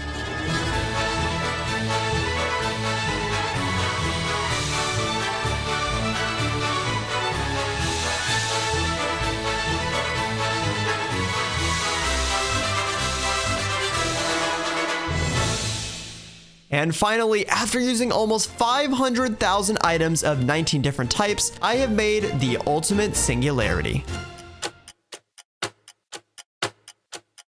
The next item I'll look at is the Oblivion Shard, which requires some more Just Dire Things crafting to make a Paradox machine. I didn't actually end up using the Paradox machine at all in this run, but trust me, this machine is pretty cool. Definitely check out my Just Dire Things video where I cover its uses and also what happens if you use this machine incorrectly. Quantum entangled singularities I can also make easily with just a couple more explosions. But this item in the middle, the Manhattan module, will require some more Oritech work, and that means it's fancy new island time. I already started some Oritech earlier with the foundry, and that allows me to make some of the different Oritech alloys including adamant and duradium. But the other two alloys, biosteel and energite, will require some other machines. First, biosteel, which will need a centrifuge, where I can use a sink and a wheat botany pot to make packed wheat that will automate raw biopolymer. Now I can feed that biopolymer into another centrifuge to automate some Oritech plastic, and make another couple Oritech machines, an assembler and a pulverizer, which give me the ingredients I need to make my next major machine, the Enduric laser. As if Geores weren't a common enough theme, it's time to bring back some more budding blocks, another amethyst block and a uranium Geore, which gives some different resources when mined with an Enduric laser. But to get those lasers to lock on, I need a target designator, which means crafting some processors in my assembler. Now aiming in the right spot, the beauty of these lasers is that they not only automatically harvest grown crystals, but also accelerate growth on the budding block in the downtime. So now with amethyst, I can make infinite fluxite, and with uranium, I can make not infinite plutonium, because apparently I can't read. So instead to make plutonium, I get to accelerate some particles, which luckily I just did in FTB Skies 2, so I know what I'm doing, mostly. But that requires the last two major Oritech machines. First, an atomic forge, which will use some flux gates which are assembled with that fluxite that I just automated, and the second being a refinery that includes two extra chamber modules, using a lava ender tank to keep the main tank full, and a fluid trash can to clear out that excess steam. Now that I have sulfuric acid, it's time for a day full of crafting to make all the different components needed, including a second refinery for naphtha, which I'll make with biofuel that I can make with another centrifuge combining water and some mechanism biofuel, and a third refinery to combine that naphtha and some carbon fiber strands into reinforced carbon sheets. And after yet another full day of crafting, man, I really wish I just automated everything with AE2, I made 2 particle accelerators, 36 motors, and as many rings as I could craft. So that means it's finally time to start building my particle accelerator ring, which I'm actually going to do in a compact machine. While you can have 2 opposing rings, luckily the recipe I need is relatively low power, so I'm just going to do a single ring and keep the complexity low. I'll soon be releasing my part 2 of my Mod Labs video on Oritech that will cover all the complexities of particle acceleration as well as the reactor, so I won't cover all of that here. But the recipe I'm doing needs a minimum collision energy of 2500 joules. So using the Oritech distance formula of taking the square root and then dividing by 2, I know that I need 25 blocks on each edge of my square for the particle to not shoot out of my ring, and also a 3 block distance between each ring thanks to my 36 accelerators. And a good general tip is to always test out your ring with something cheap like cobblestone to make sure it's working, which mine wasn't on the first go around because I can't count.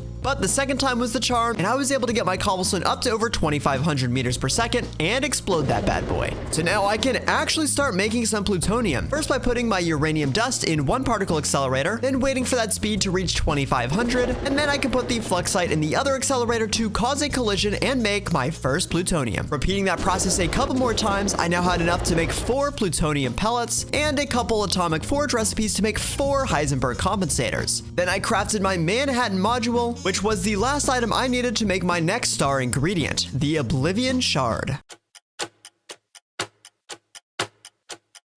As the sun rose on day 88, I started by checking in on my mechanism SPS chamber, which was now getting really close to finishing my second piece of antimatter. While waiting for that to finish, I guess I should start making the remaining items needed to craft my next star item, starting with the large energy storage, which uses some Oritech items that I just made a whole bunch of. The 3 nitro batteries are easy in terms of resources with my earlier Power setup, but I do need a whole lot more patterns. And even that isn't too bad, and I could easily craft my 3 nitro batteries pretty quickly. The 16M component is another recipe I have ready to go, but it is pretty massive. My next item will need some RF tools materials, which means some dimensional shards that I'll just go ahead and craft, but it also needs a syringe full of gas. So that means a quick trip to the nether to smack a gas a couple of times, which lets me craft my flight module. And the last item gives me some nice throwback vibes with some Ender IO, making some alloys in the alloy smelter, except I could also make them in the foundry from Oritech. And after a little bit of crafting and auto crafting, I made my vibrant capacitor bank, which I could combine with my 16M component that finally finished up, as well as my long-awaited 2 antimatter to craft the... wait.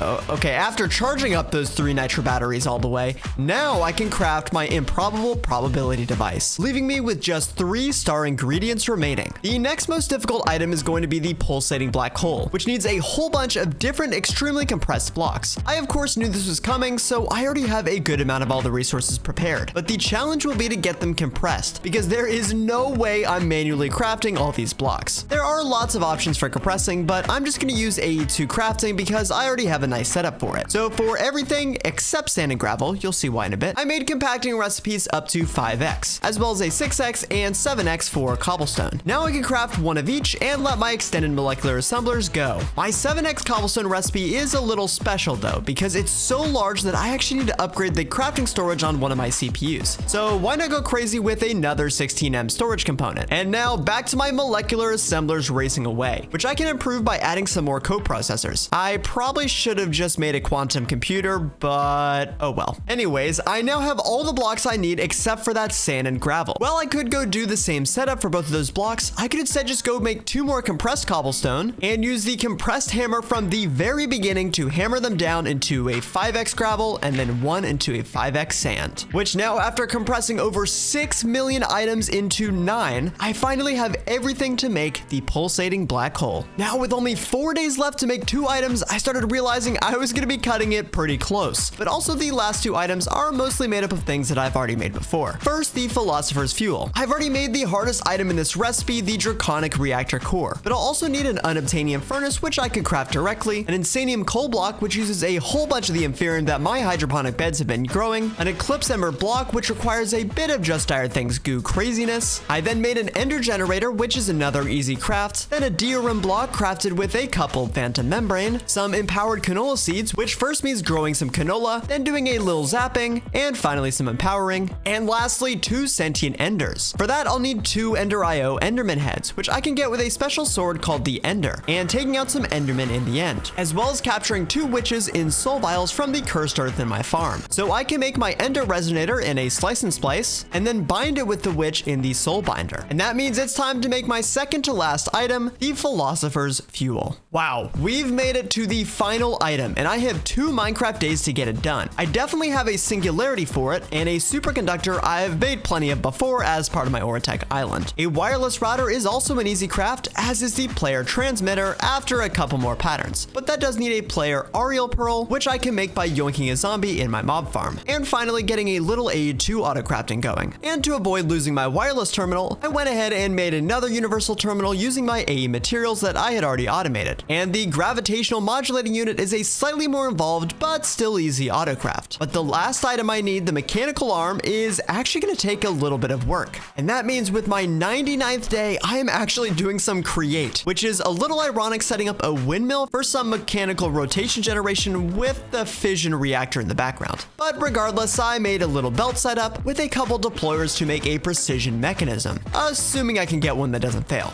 But that allows me to craft the mechanical arm that I need to make the Nexium emitter. And to celebrate, I took a very well-deserved rest. As the sun rose on my 100th Minecraft day, it was time to take a quick fly around all my different islands and admire everything I had built.